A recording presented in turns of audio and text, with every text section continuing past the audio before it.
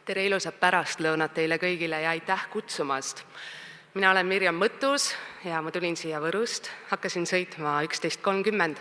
Selles mõttes on Eesti väga tore väike nunnu riik, et igale poole üle Eesti on võimalik jõuda 3 tunniga.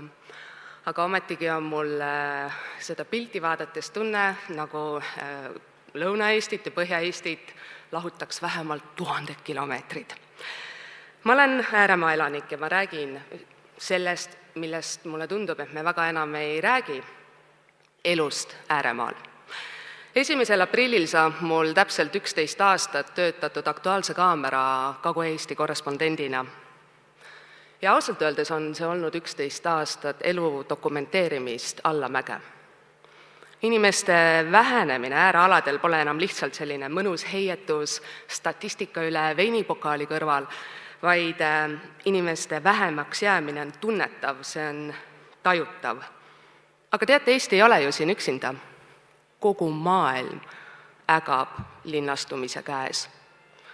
No riigid mõtlevad ka erinevaid asju välja. 1-eurosed majad kuskil Itaalias, 28 000 eurot pangakontole, kui kolid Maalilisse Šveitsi mägikülla. Aga mõtleme korraks selle üle. Inimeste vähemaks jäämine ei ole ju tegelikult ei halb ja see ei ole ka hea. See on lihtsalt ühiskonna arengujärk, kus meie elame. Ja küsimus on, mida meie selles olukorras teeme? Niisiis ma tulin siia täna ühe väga konkreetse ettepanekuga. See on muide täiesti tasuta ja me kõik saame seda teha. Me saame muuta oma mõtlemist ja suhtumist äärealadesse, ääremaa inimestesse. Kas me üldse peame neid niimoodi nimetama? Aga vaatame korraks, mis seis meil praegu parasjagu on. Äärealade elanikest on saanud marginaal. Ja nagu ma ütlesin, siis äärealadest enam isegi ei räägita. Või kui räägitakse, siis me räägime sellest kui kulust, kui probleemist, kui paratamatust, kui mahajääjatest, aga ka kui kohast, kus järgmiste kärbete ajal veel kärpida.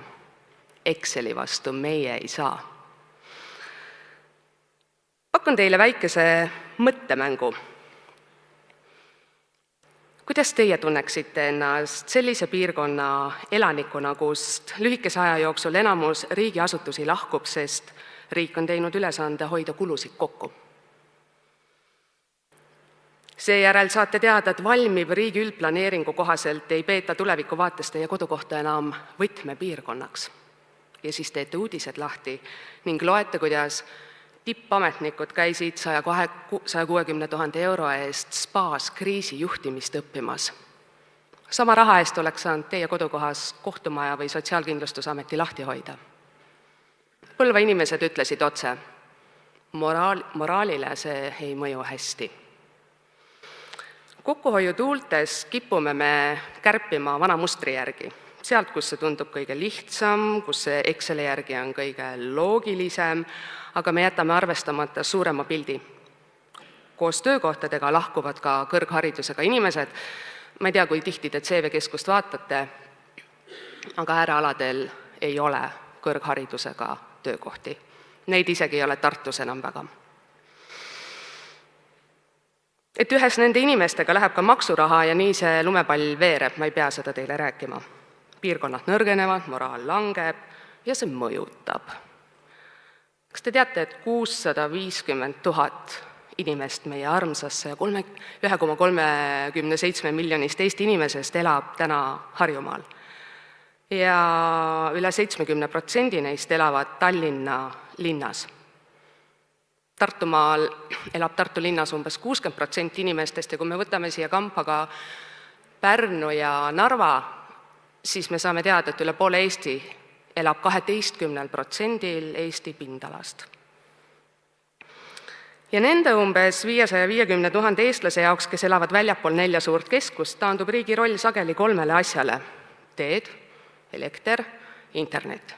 Sellepärast, et nende tagamisega iseendale nad ise hakkama ei saa. Ja palju enamat ei oodatagi. Ja isegi vahel tundub, et seda on liiga palju.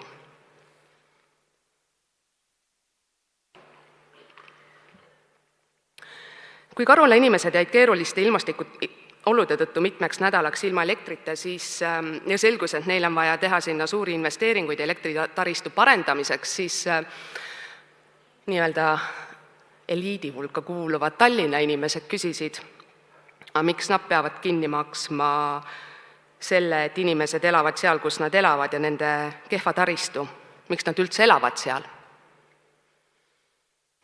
Julgeolekuekspert Erkki Koort on öelnud, et Eesti suurim julgeolekuoht on see, kui mõtlemine ja arusaamine Eestist lõpeb Tallinna lennujaamaga ära. No see on loogiline, mida suurem on konsolideerumine keskustesse, seda keerulisem on selgitada, miks me peaks hoidma elu ka väljapool keskust, sest inimesi, kes seda mõistaks ja sellest aru saaks, jääb järjest vähemaks. Ja teate, see ei ole etteheide, see on paratamatu, see on inimlik, sest vähesed meist, paraku ka otsustajad, suudavad mõelda ja näha kaugemale sellest keskkonnast, kus ise ollakse, kuigi otsustajatelt ootaks, et suudaks. Aga teeme nüüd restardi. Teeme restardi ja lõpetame äärealade käsitlemise kui veidra vähemuse. Palun ärge vaadake mind ka kui mingit toredat pärismaalast, kes tuli siia kohale. Ma olen Eesti inimene ja värskemad uuringud näitavad, et äärealad on näiteks suurepärane koht, kus katsetada sotsiaalset innovatsiooni, arvestades, et elanikkond vananeb, väga vajalik. Me oleme digiriik. Internet on minu silmis ammugi hägustanud piirid maa ja linna vahel. Jah, meil on inimesed, kes on digilõhes, aga me tegeleme väga jõudsalt ka nende järeleaitamisega. Tegeleme siis veel rohkem. Jah, ligi poolel Eesti territooriumil ei ole kaabli internetti, nagu selgub hiljutisest Eesti geograafide uuringust. Viimasest tuuakse muide välja, et kaablinett ja jõukas IT-rahvas ilmuvad piirkonda käsikäes. No aga teeme siis sarnaselt veeprogrammile ka internetiprogrammi ja läheneme inimestele vajaduspõhiselt, mitte loosungi järgi, kiire net igasse majja. Ma mingi 10 aastat juba ootan. Kaugtöö peaks Eesti taolises digi- ja hajaasustusriigis olema asi number 1. Keskkonnaamet on siinkohal väga hea näide. Tippspetsialist saab ka Võrus ja Saaremaal elada ja töötada. Miks me hoiame arvutiga tehtavaid kontorikohti nii tuimalt pealinnas kinni, selmet luua need kohad hoopis Viljandisse või Haapsallu? Ja kui ka teie oma ametiasutustes otsite inimesi, ärge otsige neid Tallinnasse, otsige neid Väike-Maarjasse, Koerusse. Eesti on suur. See aitaks ka riigist mõtlemist ja arusaamist nihutada pisut kaugemale kui Tallinna lennujaam. Ja see oleks juba strateegiline samm. Seda oleks võinud teha ka riigiasutuste kokkuhoiuprogrammi raames.